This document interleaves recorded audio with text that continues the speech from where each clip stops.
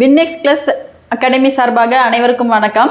இந்த வீடியோவில் இப்போ என்ன பார்க்க போகிறோன்னா, அதாவது வருகிற 2025 ஜூலை மாதம் நடக்க இருக்கிற அந்த குரூப் 4 எக்ஸாமில் எப்படிலாம் படிக்கலாம், அதாவது 6 மந்த்துக்குள்ளே எப்படி படித்து பாஸ் பண்ணலாம் அப்படின்னு சொல்லிட்டு தான் இந்த வீடியோவில் பார்க்க போகிறோம். அதாவது 6 மந்த்னா யார் யார் எப்படிலாம் படிக்கணும் அப்படின்னு சொல்லிட்டு இப்போ பார்க்கலாம். அதாவது ஜாப் போயிட்டுருக்கிறவங்க கண்டிப்பாக படிச்சுட்ருப்பீங்க, பார்ட் டைம் ஜாப் போகிறவங்களும் படிப்பீங்க, அதே மாதிரி ஹவுஸ் ஒய்ஃப் இருக்கு இல்லைங்களா, அவங்களும் வந்து குழந்தைங்களை பார்த்துட்டு படிக்கிறவங்களும் இருப்பீங்க. அதே மாதிரி இப்போ நடந்த ஒரு குரூப் 4 2022 23 நடந்துச்சு இல்லைங்களா, அதில் வந்து தவறவிட்ட ஸ்டூடெண்ட்ஸ் எல்லாம் வந்து ஒரு எப்படி படிக்கிறது அப்படின்னு சொல்லிட்டு ஒரு 2 மார்க்கில் போயிடுச்சு, 10 மார்க்கில் போயிடுச்சு, பக்கத்தில் இருந்து தான் படிச்சிருப்பேன், அந்த மாதிரிலாம் நிறைய ஆசிலியர்ஸில் இருப்பீங்க. அவங்களுக்கெல்லாம் வந்து இந்த வீடியோ வந்து பார்த்தீங்க அப்படின்னா கண்டிப்பாக ரொம்ப யூஸ்ஃபுல்லாக இருக்கும். சரிங்களா? அதாவது இப்போ படிக்க ஸ்டார்ட் பண்ணிட்டோம், அதாவது ஜனவரி 2025 ஸ்டார்ட் பண்ணிட்டோம் அப்படின்னா 6 மந்த்தில் எப்படி படித்து முடிக்க முடியும் அப்படின்னு சொல்லிட்டு உங்கள் மைண்டில் வந்து ஒரு கொஸ்டின் கேட்கலாம். அதுக்கு வந்து கொஞ்சம் கூட பயப்படாதீங்க. ஏன்னா அப்படின்னா ஏற்கனவே படிச்சுட்டு இருக்கவங்களும் சரி, ஆல்ரெடி எப்படி கேட்பாங்க, எந்த மாதிரி சிலபஸ்லாம் இருக்குது அப்படின்னு சொல்லிட்டு தெரியும். அது வந்து கரெக்டாக ஃபாலோ பண்ணி இந்த மேக்ஸ்னால் இப்படி தான் படிக்கணும், தமிழ்னால் இந்த மாதிரி தான் படிக்கணும் அப்படின்னு சொல்லிட்டு கண்டிப்பாக ஃபாலோ பண்ணி படித்தோம் அப்படின்னா நம்ம கண்டிப்பாக 6 மந்த்து ரொம்ப யூஸ்ஃபுல்லாக படித்து முடிச்சிடலாம். இப்போ பாருங்கள், இந்த வீடியோவில் வந்து இதுக்கு முன்னாடி எப்படி படிச்சுட்டு இருந்தீங்களோ ஓகே, பட் இந்த வீடியோ பார்த்த பிறகு எந்த மாதிரிலாம் படிக்கலாம் அப்படின்னு சொல்லிட்டு சொல்கிறேன். ஃபஸ்ட்டு பாருங்கள், அதாவது நோட்டிஃபிகேஷன் வந்து 25/4 கொடுக்குறாங்க ஓகேங்களா. எக்ஸாம் வந்து 13/7 சரிங்களா. ஃபஸ்ட்டு வந்து தமிழ், ஜிகே, அதுக்கப்புறம் மேக்ஸு, கரண்ட் அஃபேர்ஸ், சயின்ஸு இதெல்லாம் இருக்குது. அதுக்கப்புறம் ப்ரீவியஸ் இயர் கொஸ்டின் பேப்பர், அதுக்கப்புறம் 6th to 10th இருக்கு இல்லைங்களா, அதில் இருக்கிற பாஸ் கொஸ்டின்ஸ், அதுக்கப்புறம் அந்த தகவல் துளிகள்னு சொல்லிட்டு இருக்கும், அப்புறம் தெரிந்து கொள்வோம் இருக்கு இல்லைங்களா, அது எல்லாமே சேர்த்து படிக்கணும். இப்போ தமிழ் அதிக மார்க் வாங்குகிற சப்ஜெக்ட் எது அப்படின்னு சொன்னால் தமிழ் தான் ஓகேங்களா. தமிழ் வந்து நம்ம 100க்கு 97, 99, 98 அப்படி வாங்கணும் அப்படின்னா நம்ம கண்டிப்பாக வந்து ஜாப் கன்ஃபார்ம் அப்படின்னு சொல்லிட்டு கன்ஃபார்ம் பண்ணிக்கலாம். அதே மாதிரி மேக்ஸ் வந்து ரெகுலராக எந்த மாதிரி, இப்போ எக்ஸாம்பிள் பாருங்கள், சிம்பிளிஃபிகேஷன் அப்படின்னு சொல்லிட்டு சொன்னால் சிம்பிளிஃபிகேஷன் அப்படின்னு சொல்லிட்டு இருக்குது, அதாவது போர்ட் மாஸ் அப்படின்னு இருக்குது அப்படின்னா அது எந்த மாதிரிலாம் படிக்கலாம், ஒரு டாபிக் படிச்சுட்டு அது ரீகால் எப்படிலாம் பண்ணலாம் அப்படின்னு சொல்லிட்டு இப்போ பார்க்கலாம் ஓகேங்களா. ஃபஸ்ட்டு பாருங்கள், தமிழ் அதாவது குரூப் 4 எக்ஸாம் இருந்தாலும் சரி, குரூப் 2 இருந்தாலும் மேக்ஸிமம் புக்கில் இருந்து மட்டும்தான் கொஸ்டின் கேட்குறாங்க. அந்த புக்கு வந்து நம்ம தரவாக 6th to 12th தமிழ் எடுத்துட்டிங்களா, new old book 6th to 12th, அதே மாதிரி எக்ஸ்ட்ரா 11th 12th சிறப்பு தமிழ், இதெல்லாம் படித்தா கண்டிப்பாக அதிலிருந்து கொஸ்டின் கேட்பாங்க. அது எப்படிலாம் படிக்கலாம் அப்படின்னு சொல்லிட்டு இப்போ பார்க்கலாம். பாருங்கள், தமிழ் எடுக்கலாம். தமிழ் எடுத்துட்டிங்கன்னா நியூ 6th to 12th, அதே மாதிரி ஓல்டு 6th to 12th படிக்கணும். 11th 12th வந்து பார்த்திங்கன்னா சிறப்பு தமிழ் ஓகேங்களா. இப்போ நடந்த குரூப் 4 இருந்தாலும் சரி, குரூப் 2 ஆகட்டும் சரி, ரெண்டுமே வந்து எக்ஸாமில் வந்து சிறப்பு தமிழ்லேருந்து 7 கொஸ்டின் எபோ கேட்டிருக்காங்க. அது எப்படி வந்து படிக்கலாம் அப்படின்னு சொல்லிட்டு பார்க்கலாம். இங்கே பாருங்கள், தமிழ் வந்து நியூ புக்கு ஓகேங்களா. அதுக்கப்புறம் அதே மாதிரி இங்கே இருக்குது பாருங்கள், ப்ரீவியஸ் இயர் கொஸ்டின் பேப்பர் 2016 2024 வரைக்கும் இருக்குது. இதில் வந்து எடுத்த உடனே அங்கங்கே படிக்காமல் பட் 2024 படிக்க ஸ்டார்ட் பண்ணணும். அதாவது 2024 ஒரு எக்ஸாம் நடந்துச்சுன்னு வச்சுக்கோங்களேன், அதில் தமிழ் கொஸ்டின் பேப்பர் எப்படி கேட்டிருக்காங்க. ஏன் நான் வந்து 2016 சொல்லலை அப்படின்னா அது வந்து ஒரு 6 இயர்ஸ்க்கு முன்னாடி எப்படி இருந்த மாதிரி கொஸ்டின் தான் தெரியும். சப்போஸ் 2024 பின்னாடி இந்த 24 23 கேட்ட பார்த்தோம், அந்த கொஸ்டின் பேப்பரை பார்க்குறோம் அப்படின்னா இப்போ ரீசெண்டாக இந்த மாதிரி தமிழில் எப்படிலாம் கொஸ்டின் கேட்குறாங்க அப்படின்னு சொல்லிட்டு உங்களுக்கு ஒரு ஐடியா கிடைக்கும் ஓகேங்களா. 2024 ஒரு நாளைக்கு ஒரு கொஸ்டின் பேப்பர் எடுக்கிறீங்கன்னா வீக்லி ஒன்ஸ் ஒரு கொஸ்டின் பேப்பர் வந்து ரீகால் பண்ணுங்கள். இப்போ பாருங்கள், தமிழில் வந்து நியூ புக் ஃபஸ்ட்டு எடுத்துக்கிறோம். நியூ புக்கில் 6th புக் எடுத்துக்கிறோம். 6th புக்கு எடுத்துகிட்டு அதாவது செய்யுள் மட்டும் தனியாக இருக்கு இல்லைங்களா. ஃபஸ்ட்டு அதாவது ஃபுல்லாக ஓவரால் 9 லெசன் இருக்கு இல்லைங்களா, அதில் வந்து செய்யுள் மட்டும் ஃபஸ்ட்டு தனியாக எடுத்துக்கிறோம். செய்யுள் எடுத்துட்டிங்கன்னா அந்த ஒரு பேப்பரில் எழுதிக்கிறோம், அதாவது செய்யுள் இந்த பாட்டி இவங்க எழுதலான்னு சொல்லிட்டு அந்த செய்யுள் நம்ம நல்லா படிச்சிடுறோம் சரிங்களா. படிச்சுட்டு அதுக்கப்புறம் அந்த ஒரு டைம் வந்து ஃபுல்லாக 6th ஃபுல்லாக இருக்கிற செய்யுள் எல்லாம் ஒரு டைம் ஆகும், உரைநடையெல்லாம் ஒரு டைம் ஆகும் படிச்சிங்க அப்படின்னா. இப்போ இந்த ஒரு பாட்டு ஒரு லைன் கேட்குறாங்க, கேட்டு இந்த ஆத்தர் யாருன்னு சொல்லி கேட்குறாங்க இல்லைங்களா, அது வந்து ரொம்ப மறக்காமல் இருக்கும். இப்போ வந்து ஒரு செய்யுள் படிக்கிறீங்க, உடனே வந்து ஒரு லெசன் படிக்கிறீங்க, அதுக்கப்புறம் இன்னும் தேர்ட் டைம் அந்த மாதிரி செகண்ட் டைம்லாம் போகும்போது மாறி மாறி படிக்கும்போது கொஞ்சம் கன்ஃபியூஷன் ஆகிற மாதிரி இருக்கும். அதனால் இப்போ 6th புக்குன்னு எடுத்துட்டிங்க அப்படின்னா 9 லெசனில் இருக்கிறதும் வந்து அந்த செய்யுள் மட்டும் படிங்க. செய்யுள் ப்ளஸ் நூல்வெளிலாம் படிச்சிங்க அப்படின்னா இப்போ வந்து படிச்சுட்டு நிறைய யூடியூப்லாம் பார்த்தீங்கன்னா இந்த லெசனில் இருக்கிற கொஸ்டின்ஸு செய்யுள் கொஸ்டின்ஸ்லாம் போட்டிங்கன்னா வரும். அப்போ எல்லா 6லேருந்து 1வது லெசன்லேருந்து 9வது லெசன் வரையும் இருக்கிற கொஸ்டின் வந்து வரும்.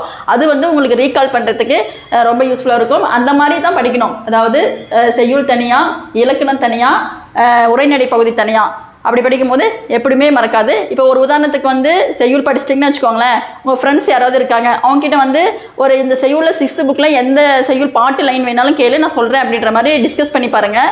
அப்போ சொல்லும்போது ஏன்னா நீங்கள் செய்யுள் மட்டும் தானே படிச்சிங்க, அப்போ வந்து அந்த பாட்டு சொன்னோடனே அதனுடைய ஆத்தர் யார் அப்படின்னு அந்த செய்யுளில் என்னென்ன வருது அப்படின்னு சொல்லிட்டு உங்களுக்கு ரொம்ப ஞாபகம் வர மாதிரி இருக்கும். அதே மாதிரி இப்போ ஒரு செய்யுள் படிக்கிறீங்க, உதாரணத்துக்கு இப்போ பாருங்கள், தமிழ் செய்யுள் படிக்கிறீங்களா, படிக்கும்போது இப்போ உதாரணத்துக்கு தமிழுக்கு அமுதென்று பேர், அந்த தமிழ் இன்ப தமிழ் எங்கள் உயிருக்கு நேர், ஓகேங்களா. அடுத்தது தமிழுக்கு நிலவென்று பேர், இன்ப தமிழ் எங்கள் சமூகத்தின் விளைவுக்கு நீர், ஓகேங்களா. இப்போ வந்து சமூகத்தின் விளைவுக்கு நீர் படிக்கும் போது உடனே கீழே வந்து சொல்லும் பொருளும் பார்க்குறோம். அப்படின் போது சமூகம் அப்படின்னு இருக்குன்னா இங்கே வந்து மக்கள் குழுன்னு இருக்குது. அப்போ ஒரு லைன் படிக்கும் போது அது சம்மந்தப்பட்டது கீழே வந்து பொருள் கூறுக என்ன கொடுத்துருக்காங்க அப்படின்னு சொல்லிட்டு படிக்கணும்.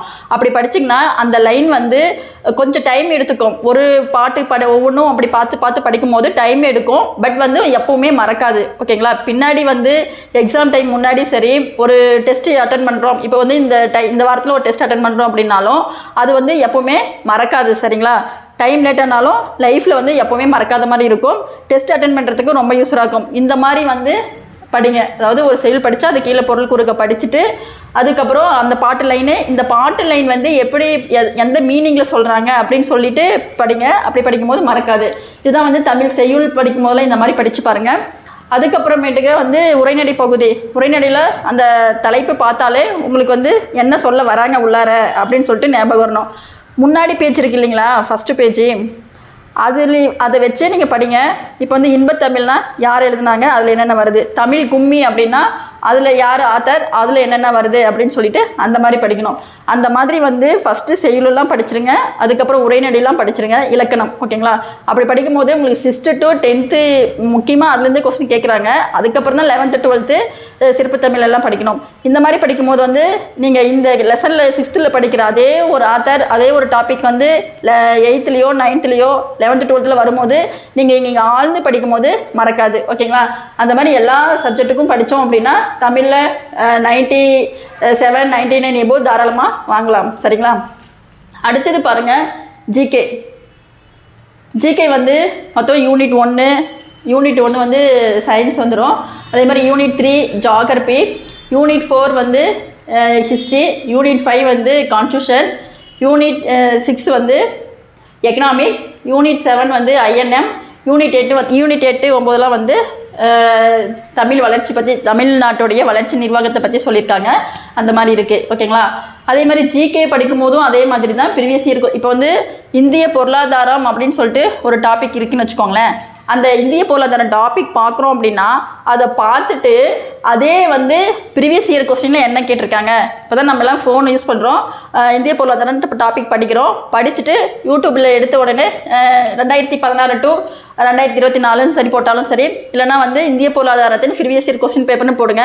நீங்கள் படித்ததை அதுக்கப்புறம் நீங்கள் அந்த கொஸ்டின் போடும்போது கண்டிப்பாக வந்து ரீகால் ஆகும். இதுதான் வந்து ஜிகே படிக்கிற மெத்தேடு, ஓகேங்களா.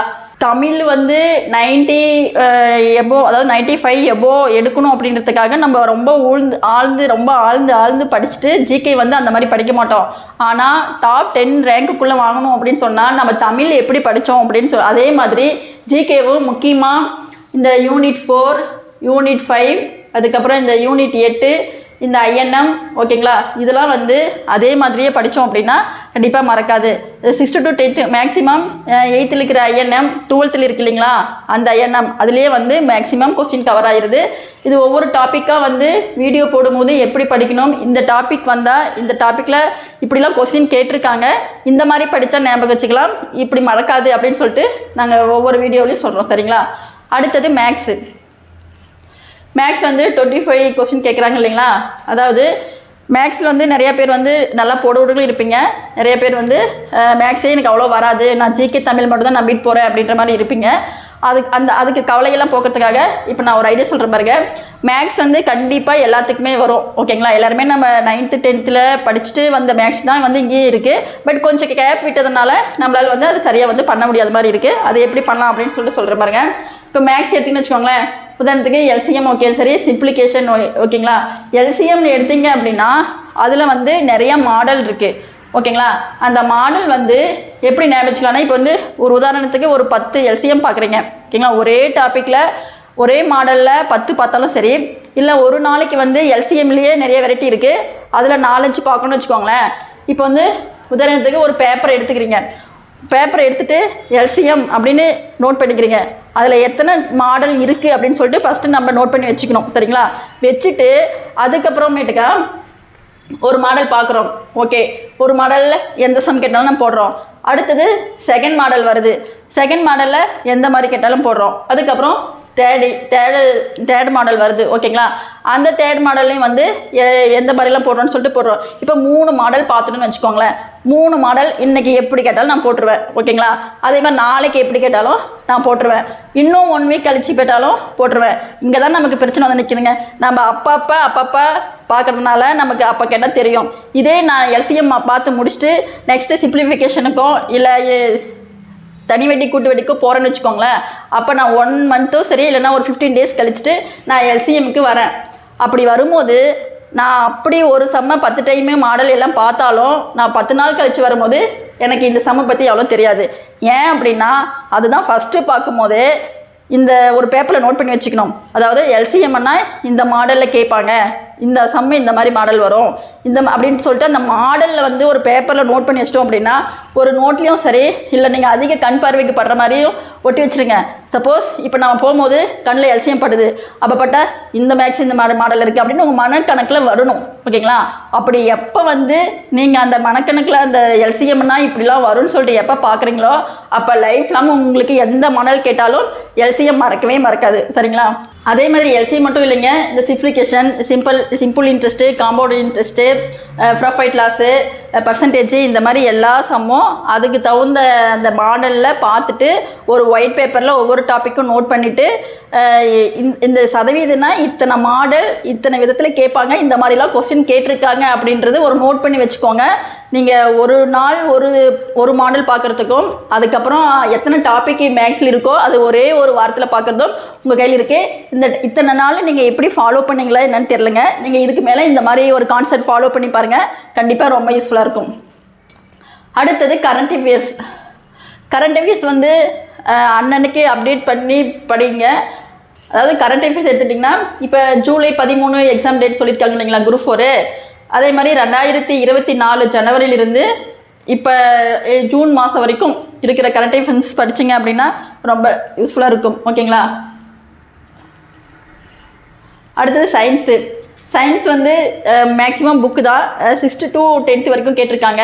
அதில் இம்பார்ட்டன்ட் வந்து பார்த்தீங்கன்னா 9th 10th இருக்கிற புக்கு. ஓகேங்களா? 9th 10th இருக்கிற புக்கில் இருக்கிற அந்த சிலபஸ் டாப்பிக்கில் இருக்கு இல்லைங்களா, சயின்ஸ் ஃபுல்லாக சிலபஸ் டாபிக் இருக்குங்களா, அதை மட்டும் படித்தா போதும். கண்டிப்பாக அதுலேருந்தே கொஸ்டின் கேட்டிருக்காங்க. முக்கியமாக வந்து அந்த 10thலாம் பார்த்தீங்கன்னா இம்பார்ட்டன்ட், தெரிந்து கொள்வோம், இந்த மாதிரிலாம் இருக்கு இல்லைங்களா, அதுலேருந்தே கொஸ்டின் கேட்டிருக்காங்க.